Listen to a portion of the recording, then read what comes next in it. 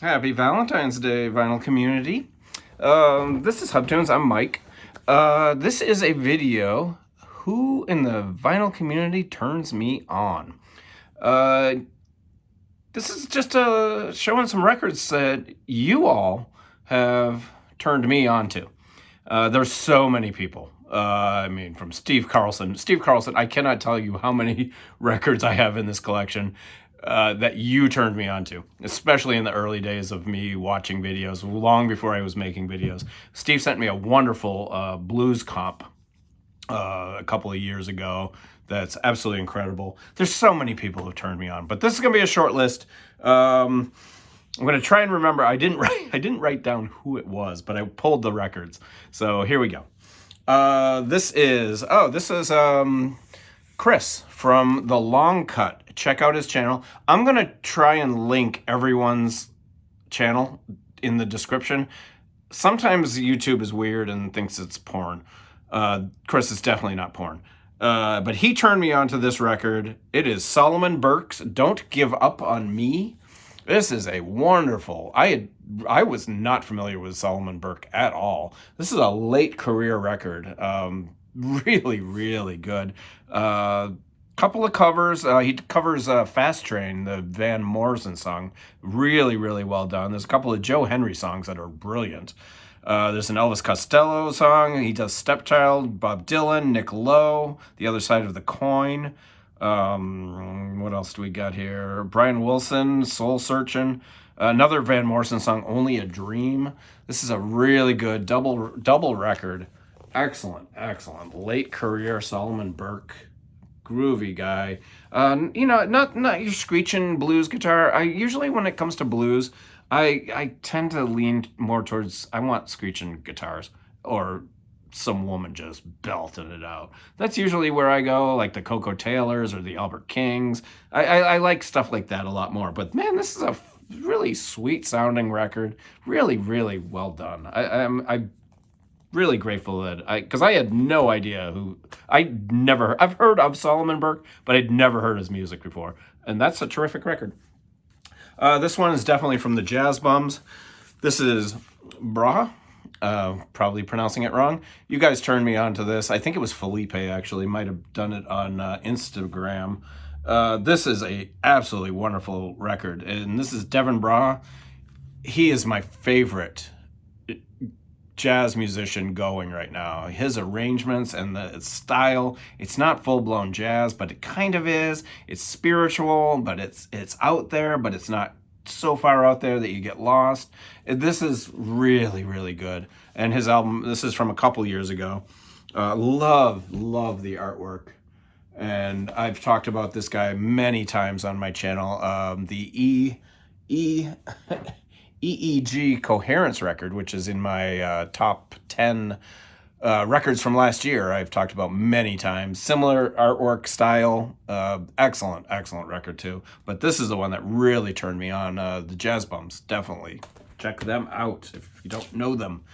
This one, we were on had a bunch of people in Chicago from Vinyl Community Gunkles, and we went on a record crawl. And I think I was at, oh gosh, I can't remember what record store I was at, but I didn't pick it up on the record crawl. Robert Fithen picked it up on the record crawl, and I saw this record in his hands, and I was like, what is that? And he goes, dude, you would love this record. This is 1970s psych jazz. You would absolutely love it. And after everyone left for the weekend, I went and picked it up. This is Demon Fuzz, Africa. It's on music on vinyl, so it's digital, but it sounds really, really good. This is some awesome shit, man. This is exactly what I just said. Psychedelic 70s jazzy. There's vocals on a lot of tunes. The opening number is a long instrumental. It's great. I was kind of surprised Robert actually liked that song, because Robert has an allergic reaction to jazz and jazz horns, especially in rock music. But it fits so well in this record. This is just a gem of a late 70s album. Really, really good. Demon Fuzz. Thank you, Robert, for turning me on to this. This one, another Vinyl Community Gunkle guy. I talked about this record late last year. I was blown away by this. We actually reviewed this on the channel, and what a great, great find this was. I just dig this and everything about it, really. And that is Stot. The album is called Bubblegum. The artwork is phenomenal. Double record. It is industrial. It is poppy, not poppy, dancey a little bit, punk a little bit. It's a Norwegian band, I believe. And wow, this is excellent. And the packaging is like top notch. Beautiful, beautiful record. Just sounds incredible. Came out in 2022. Stot, Bubblegum.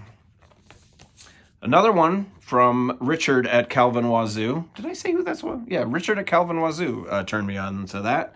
A fellow Chicagoan. He also turned me on to this record, which I had no idea. I had heard Car Seat Headrest, you know, a few moments here and there. I didn't buy any of the records, but he turned me onto this record, and apparently this is their best.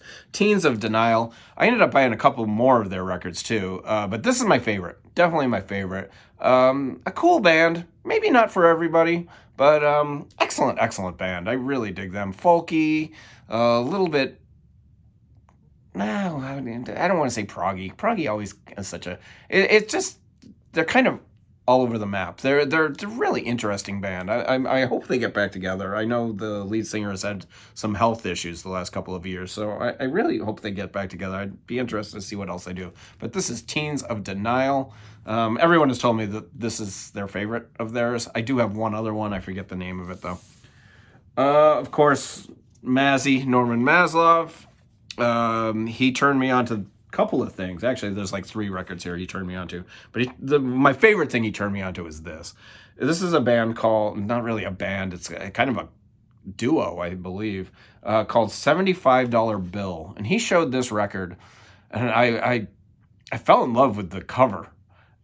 And I was like, what is this? And he described, oh, I love that dice. He described it. And I went out and picked it up immediately. I didn't even stream it. And I probably should have, because it's not for everybody. It's ambient. It's free, but it's not. It's got restrictions. It's a really, really interesting record. A lot of electronics, some bass work, some sax, keyboards. I believe they're out of, I want to say they're out of New York or Philadelphia. I've since picked up, they haven't released anything new since this record, but they've reissued their 2 previous records, and I have picked those up. They're excellent also, but this one might be my favorite still. And linen cover, this is beautiful, absolutely beautiful for an independent band. I got it on Bandcamp. Just a really terrific sounding record. Like I said, not for everybody. It's very stark, maybe. I don't know. It's very difficult to describe. It's not electronic music. It's not jazz. It's gorgeous, absolutely gorgeous. So $75 Bill. Norman Maslov turned me onto that, and that was a blind buy, and that was a brave blind buy, because if I didn't like it, I would have been pissed. That was like a $60 record, and it's, like I said, not for everybody. Mazzy also turned me onto these 2 records, and I had kind of skipped these 2 records in this band's catalog because I kind of ignored the later records from them stupidly. And he turned me onto these. This was years, way before I was making videos. I've been, I just celebrated like 3 years making videos, and this was a couple years before I started, and he talked about these 2 records a lot. Incessantly. But that's what Mazzy does, and it worked, man, because I ran out and got the Byrds, the notorious Byrd brothers. I mean, I've been seeing this record since high school. I got all the Byrds early stuff. I love the Byrds. But I completely ignored the later stuff. After David Crosby left, I kind of lost track, and I just didn't really pay attention to those records. You know what? They're damn good. They're not 8 Miles High. They're not, Mr. Tambourine Man. You know, this is a solid record. I will put this up with some of their best. Really, really good. And Massey turned me on to this. Just great, you know, country rock, man. And the Byrds did it better than anyone. And to my surprise, even later in their careers. And he also turned me on to this. He didn't talk about this as much, but I remember he mentioned it. And it's the Untitled album, Byrds Untitled. And what it is one side, I think one disc is studio and one is live. And the live version of 8 Miles High on here, oh boy, unreal, absolutely unreal. It is worth it just for that song. There's some good stuff on the studio side too, but man, the 8 Miles High live, it's a whole side of the record. It is phenomenal. My favorite Byrd song, probably one of my favorite songs of all time, 8 Miles High. So I picked this up, and you can get this record cheap. Same with the other Byrds records. You don't pay much for those records anymore. Luckily, I got 2 really good copies. Sound great. Okay, this is another one. This was a while ago. This is Dave. He used to be local Bandology. Then he was the vinyl ambassador. I don't know what he is now. I couldn't tell you. His channel is mostly avant-garde jazz, really free jazz. Maybe not avant-garde, free, definitely free jazz. He's got an amazing jazz collection. But he also likes some hard-edged rock too. And this is a Dutch band that he turned me on to. They're called the X, and the album is called 27 Passports. And they're really cool. I love the cover. The cover artwork is great. They're a punk band. This is a little mellower than some of their other records I've noticed. Definitely a Dutch punk hard rock band. Really, really good. This album's great. I did listen to like some of their other stuff, and I wasn't quite as crazy about it. So didn't like much of their other stuff, because as soon as I heard this, I was like, oh, I definitely need to get more. I didn't care for it, but this record really, really good. He showed this a couple of years ago. This is going back a while. The X, Dutch punk. This one up. There's gonna be a female in Who Turns Me On, and this is Emma from 8 Vinyl Low. She turned me on to this guy, and I think it was this particular record too. Yeah, it definitely was. Emma, if you don't know her, she's been around a long time. She's part of the youngest members of the vinyl community little niche. They do great stuff. I have not met Emma. She lives in the area, I believe. We've talked a couple of times offline. I'm in the Chicago area. She's also in the vicinity. She is a huge Cheap Trick fan, as am I, but not compared to her. She's a fanatic, and it's awesome. I love her passion for it. But she turned me on to this guy. His name is Jack Broadbent, and the album is Ride. This is kind of just country rock. Good edgy country rock, but I believe he's from London, if I'm not mistaken. I want to say he's from London. I'm pretty sure he is. I also could be 100% wrong. I don't know why I think that, but I think I read that. But Jack Broadbent, Ride. This is a really good record. The year this came out, which was, 2022? I think it was 2022. Or maybe 2023. This was in my top 20 records of the year. It's really good. Just rock and roll, man. That's all it is. It's pretty simple. It's not going to change the world or anything, but it's a really good record. Jack Broadbent, Ride. Okay, this one. Okay, is this my last one? Yeah, this is my last one. This guy turned me on to. I've mentioned this before. The Reverend Rock and Roller. Sam Gendel is a guy that he turned me on to. It's actually Sam Gendel and Sam Wilkes.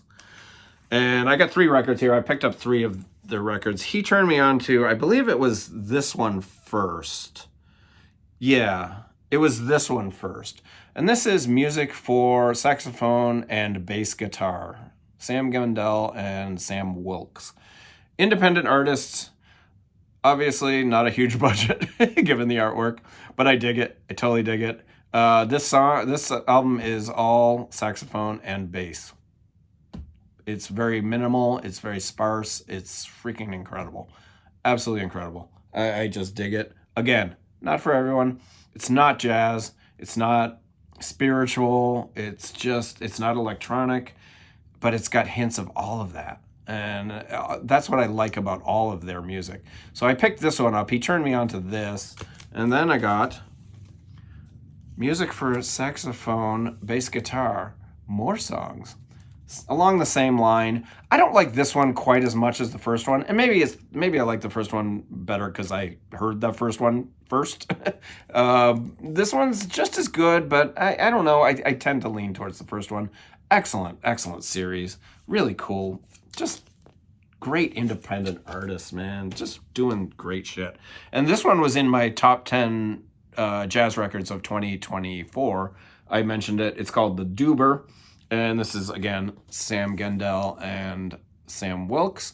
Along the same lines. A little bit more to it than those two records. I believe they brought in other musicians. It doesn't say, but yeah, they definitely have a little bit more going on this. It's a little more expansive sound than just bass and saxophone. Cool. Really good. I dig this record. But interesting music. Just similar to the $75 Bill collective duo. Really out there music that just makes you think. You can put it on in the background, or you can sit down with headphones on and be mesmerized. Just that kind of really good groove. And that's it. I mean, there's so many people who turned me on in the vinyl community. But I can't remember them all. That's part of the reason I make these videos. It's just there's so much music out there that I don't know about. And that's how, we all have those friends. There's no good music these days. That's bullshit. You're lazy. Get off your ass and start looking for that music. It's out there. It's everywhere. You're just not getting it shoved down your throat on FM radio and MTV and the school dance or your best friend. Or there's so much great music, and the vinyl community is a great way to find out about it. And I appreciate it every day because I love discovering new music. I would never have ever in my life picked this up. Never. But I did, and it's great, and it's just learning and loving music, and that's what we do, and that's why we're here. So happy Valentine's Day to all of you who celebrate. I'm gonna refrain.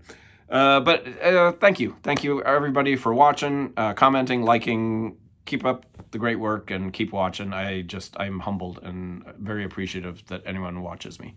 Thank you. Bye.